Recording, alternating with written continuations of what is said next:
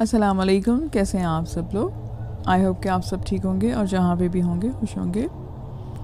आज की स्टोरी सुनाने से पहले आपसे रिक्वेस्ट है कि आप चैनल को सब्सक्राइब कर लें। आपके पास स्टोरीज़ हैं तो आप मेरे व्हाट्सएप नंबर पर शेयर कर सकते हैं। ये स्टोरी फैसलाबाद से मुझे फैसल ने भेजी है। आइए मैं आपको उन्हीं की ज़ुबानी सुनाती हूँ। आज मैं जो वाक़या आपको बताने जा रहा हूँ ये कुछ ज़्यादा पुराना नहीं है, बल्कि पिछले हफ्ते की ही बात है। हमारा घर 3 मंजिला है।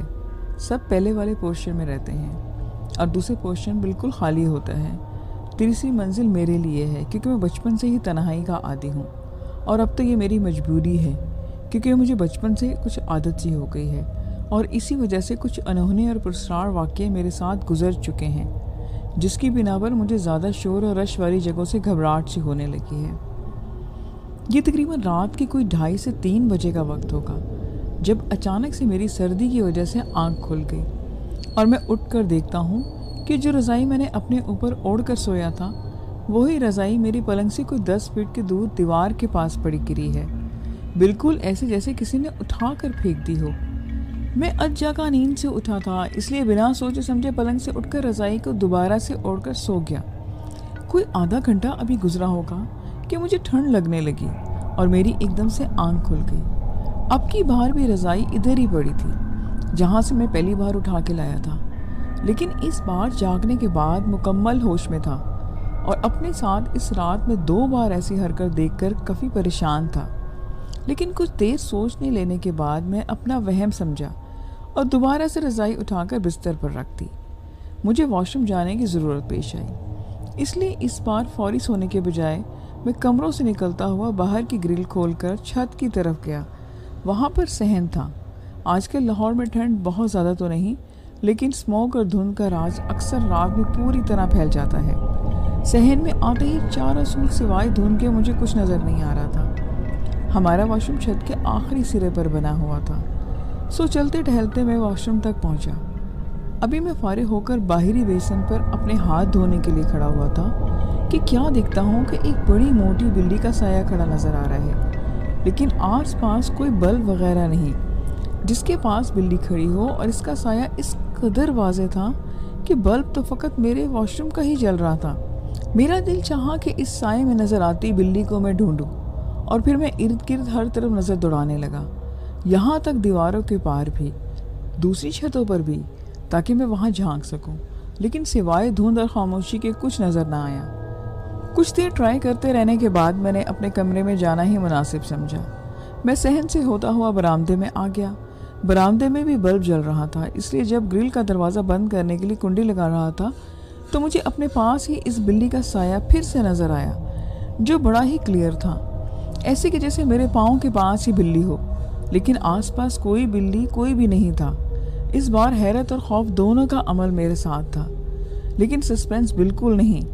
बरामदे से कदम बढ़ाते ही जैसे मैं अपने कमरे में आया तो क्या देखता हूँ कि जिस लिहाफ और रज़ाई को मैंने पलंग पर रखा हुआ था अब की बार वो फिर से फर्श पर बिखरी पड़ी थी, बल्कि ऐसे जैसे किसी इंसान ने उठाकर फेंक दी हो। अब की बार मैं काफ़ी डर गया था तो मैंने नीचे जाना ही ठीक समझा, और फिर आज पूरे 1 हफ्ता गुजर चुका है मैं नीचे ही सो रहा हूँ, लेकिन मुझे सुकून की नींद नहीं आती, इसलिए सोच रहा हूँ कि अब छत वाले कमरे में ही सोया करूँ। दूसरी कहानी जो मैं आपको सुनाने लगी हूँ ये बिल्कुल सच्ची कहानी है। ये वाक़या मेरी बहन के साथ पेश आया और ये बिल्कुल सच्चा वाक़या है। फ़रा शादी होकर शहादपुर आ गई। इसका कोई देवर ना था। नंद की शादी हो चुकी थी। एक सास थी जिसकी तबीयत सही नहीं रहती थी। फ़रा ने अपना घर बहुत अच्छे से संभाल लिया। दिन अच्छे गुजर रहे थे। सास की तबीयत दिन ब दिन ख़राब होती जा रही थी। फ़रा को दिन में महसूस होता कि इस घर में भी कोई और है। एक नहीं बहुत सारे लोग हैं। आवाज़ें आती किसी के गुस्से में बोलने की या बच्चों के खेलने की, कभी हंसने की और कभी रोने की। वो आवाज़ें एक साथ आती थीं। इसको इसकी सास के कमरे से आती। इसने बहुत बार अपने मियाँ को बताया तो उसने कहा कि ये चीज़ें मसला नहीं है, तुम डरो नहीं, बस दरगुजर कर दो। फ़रा समझ गई कि यहाँ असरात हैं। अब वो थोड़ा डरी डरी सी रहने लगी थी। एक दिन दोपहर को फ़रा की सास की तबीयत बहुत ज़्यादा ही ख़राब हो गई और इसकी डेथ हो गई। वो बहुत डर गई और मोहल्ले में सबको बुला कर ले आई। जब सब एक साथ घर पहुंचे तो फराह की सास बेड पर बैठी है और फराह पर गुस्सा किया कि कहाँ चली गई थी। सब लोगों ने जब उसकी सास को देखा तो कहा कि ये बेहोश हो गई होंगी। फराह कुछ नहीं समझी। कोई हंसा और कोई फराह को समझाते हुए अपने घर को चला गया। अब कमरे में फराह और इसकी सास थे। सिर्फ फराह को महसूस हुआ कि इसकी सास पहले से बहुत बेहतर है। वो चुपचाप अपने कमरे में आ गई। वो दिन गुजर गया, दूसरा दिन हो गया। उसकी सास ने खाना नहीं खाया। जब वो खाना लेकर जाती, इसकी सास बोलती, चली जाओ, मुझे अकेला छोड़ दो। जैसे इसकी सास कमरे में लाइट जलाकर सोती थी, अब ज़्यादातर अंधेरे में अकेली रहती। कोई जाए तो गुस्से से आग बबूला होकर इसे कमरे से निकाल देती। जब 3 दिन गुजर गए तो फराह ने अपने शौहर से कहा कि अम्मी को खाना खिला दो, फिर काम पर चले जाना। इसके शौहर ने कहा कि ठीक है, और जब वो कमरे में गया तो फराह इसके पीछे थी। फराह की सास गुस्से से शोर करने लग गई कि बेटे ने जब लाइट जलाई तो देखा कि कमरे की दीवार पर ऐसा हाल है जैसे किसी ने चाट चाट कर मिट्टी खाई हो। उसने अपनी माँ से पूछा तो माँ लिहाफ ओढ़कर लेट गई। कोई बात नहीं की। वो लोग कमरे से निकलकर दोबारा वापस आ गए। फराह की सास के कमरे का दरवाज़ा बंद हो गया। फिर कमरे की लाइट भी ऑफ हो गई। वो दोनों सोच में पड़ गए कि अम्मी तो अभी बेड से उठ भी नहीं सकती, फिर ये कैसे हुआ। आज फराह के शौहर काम पर नहीं गया था। सारा दिन वो दोनों सोचते रहे कि ये हो क्या रहा है। फिर फराह ने इस दिन बताया कि मेरे सामने अम्मी की सांस और दिल बंद हो गया था। उसके शौहर ने ये बात नहीं मानी। फिर दोनों ने फैसला किया कि रिश्तेदारों और बहन को बुलाया जाए। एक एक करके सब आना शुरू हो गए। जब भी अम्मी के कमरे का दरवाज़ा खोलने की कोशिश करते, कमरा बंद मिलता। अंदर से आवाज़ आती कि मैं आराम कर रही हूँ, बाद में आना। दूसरा दिन लग गया। सबने फैसला किया कि दरवाज़ा तोड़ देते हैं। बहुत ही मुश्किल से दरवाज़ा तोड़ा तो क्या देखते हैं कि दीवारों पर बड़े बड़े सुराख हैं, जिसे अम्मी ने दीवारों को खाया हो, और वो खड्डे बन गए थे बड़े बड़े से। अम्मी से पूछा तो उन्होंने कोई जवाब नहीं दिया। किसी को समझ नहीं आया तो एक मौलवी को बुला के ले आए। उन्होंने अम्मी को देखा और दीवार देखी। अम्मी पर से लिहाफ उठाया तो अम्मी का पेट फूला हुआ था। मौलवी साहब रूम में गए। उन्होंने पढ़ाई की, एक डंडी ली और इस पर एक तेज छुरी अच्छे से बांधी। फिर अम्मी के रूम में आए। अम्मी उठकर खड़ी होने लगी तो मौलवी ने वो छुरी अम्मी के पेट पर मारी। अम्मी लेट गई, पर एक हवा कमरे में घूमती रही। जितने लोग, सबके सर में दर्द रहा। खैर अम्मी की तदफीन कर दी गई। मौलवी ने बताया कि जब इंतकाल हुआ तो मुर्दे को अकेला नहीं छोड़ते, उस पर असरात अंदर दाखिल हो जाते हैं। तो अम्मी पर भी असरात आ गए थे। इसके बाद इन लोगों ने वो घर 2 महीने के अंदर ही छोड़ दिया और ठट्टा शिफ्ट हो गए। आज भी वो घर खाली है। पेशावर से ये कहानी अनवर ने भेजी है। ये कहानी सच्ची है जो मेरे आप पर बीती है। मैं 6th क्लास में था तो हमने घर शिफ्ट किया और बहुत ही जल्द और बहुत ही प्यारा फ्लैट था। जब हम वहाँ पर शिफ्ट हो गए तो कुछ दिन में महसूस हुआ कि रात को किचन में से बर्तन धोने या कोई काम करने की आवाज़ें आती हैं। हम सब ने उसको इग्नोर कर दिया।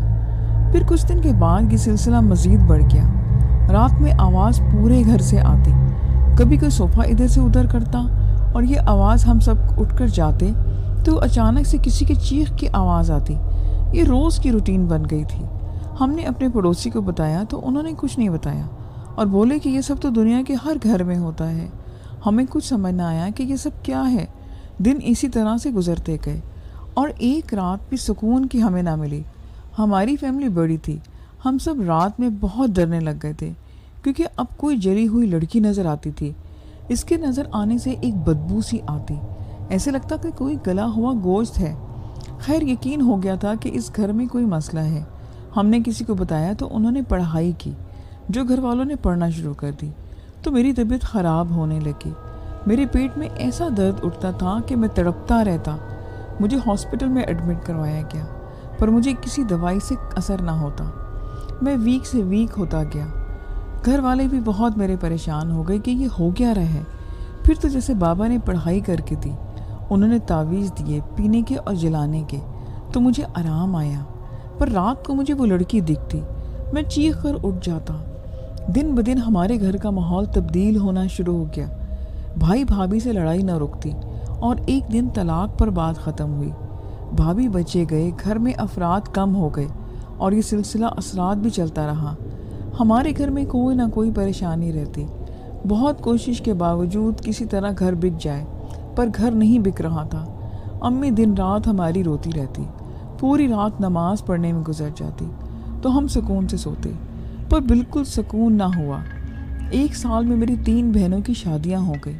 अब घर में अम्मी और सिर्फ 3 भाई रह गए थे।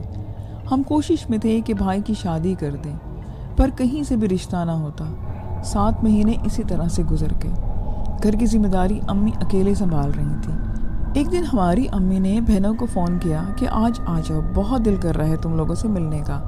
रात का खाना हम एक साथ ही खाएंगे। बहुत अच्छा लग रहा था। घर रात को खाना खाया, सभी हमारे घर रुक गए। रात के 2 बजे तक हम सब बातें करते रहे। मुझे नींद आ गई, मैं सो गया। रात 2:45 बजे मुझे अपनी बहन के चीखने की आवाज़ें आईं। मैं उठ गया, देखा तो अम्मी बमुश्किल सांस ले रही थी। इनकी सांस अटक अटक कर आ रही थी। अम्मी ने भाई को कहा कि मेरे बच्चों का ख्याल रखना।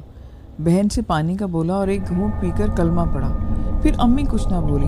हम हॉस्पिटल लेकर गए तो डॉक्टर ने कहा कि इनको हार्ट अटैक हुआ है और 20 मिनट पहले ही इनकी डेथ हो चुकी है। जब मेरी अम्मी की डेथ हुई तो मैंने मैट्रिक क्लियर कर चुका था। मैं बहुत टूट गया था।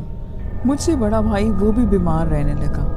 अब हम घर में सिर्फ 3 भाई रह गए थे। एक भरा हुआ घर 4 साल में खाली हो गया। मैं सबसे छोटा था। अम्मी के साथ मैं हेल्प करता था। मैं हर काम में उनकी मदद करता। घर की सफाई से लेकर खाना बनाना। अम्मी के 40वें के बाद बहनें अपने घरों को चली गईं। भाई जॉब पर जाते, मैं अकेला घर में रहता। सारा मैं काम करता।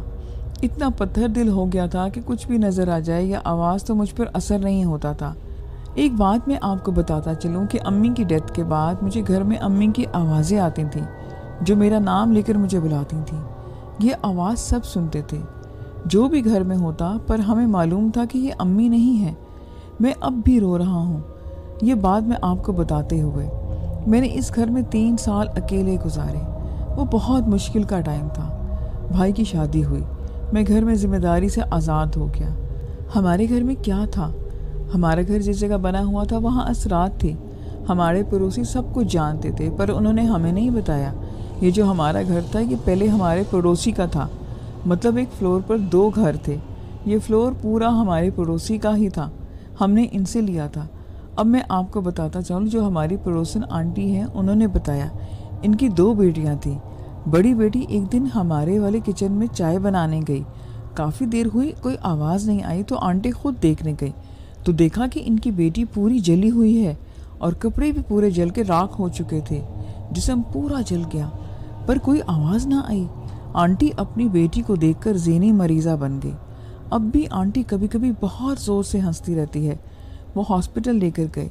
वो एक दिन जिंदा रही, फिर इस लड़की की डेथ हो गई। जो असरात हैं वो इस लड़की के रूप में घूमते हैं। घर में भाई की दूसरी शादी हुई। वो वैसे ही हालात और लड़ाई झगड़े के शिकार हैं।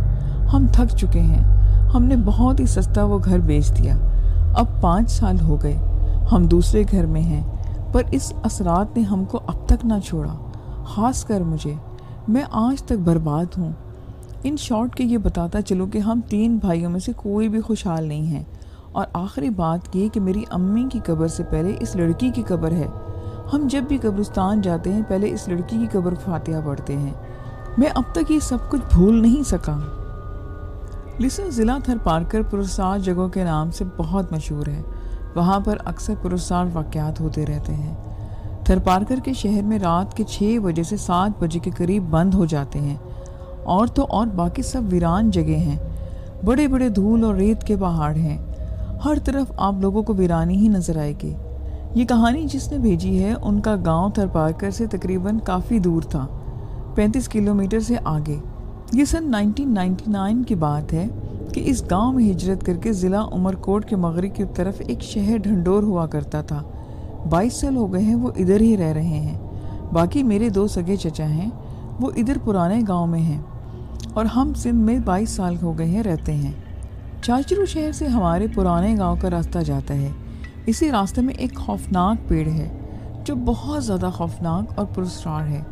इस पेड़ का नाम उर्दू में क्या कहते हैं मुझे ये इल्म नहीं, मगर हमारी ज़ुबान में इसे रोड़ा कहते हैं। इस पेड़ में एक कई किस्म के कपड़े बंधे हुए हैं। یہ جگہ ایسی خطرناک ہے کہ لوگ رات کے وقت گزرنے سے وہاں پرہیز کرتے ہیں اور اکثر اس جگہ سے گزرتے ہوئے گاڑی خراب ہو جاتی ہے۔ وہ جگہ بالکل روڈ کے پاس ہی ہے۔ کہتے ہیں کہ یہ جگہ اکثر بائک والوں پر زیادہ حاوی ہوتی ہے، کیونکہ میرے گاؤں کے لوگوں کا کہنا ہے کہ یہاں کافی مرتبہ اس جگہ پر رات کے وقت خوفناک روشنی آنکھوں پر پڑتی ہے۔ یہ جگہ جہاں پر ہے اس جگہ پر بڑی روڈ کی چڑھائی ہے۔ ان لوگوں کا کہنا ہے کہ ہم جیسے گاڑی یا بائک پر اس چڑھائی کے اوپر چڑھتے ہیں تو بہت زیادہ تیز روشنی ہماری آنکھوں پر پڑتی ہے۔ وہ لوگ سمجھ جاتے ہیں اور گاڑی سائڈ پر کر لیتے ہیں۔ جب چڑھائی کے اوپر چڑھتے ہیں تو وہاں کچھ نہیں ہوتا، اور جب کوئی اس جگہ کو کراس کر کے چڑھائی سے نیچے اترتا ہے تو روڈ کی سائڈ پر برابر میں ٹارچ نما لائٹ ساتھ ساتھ چلتی رہتی ہے۔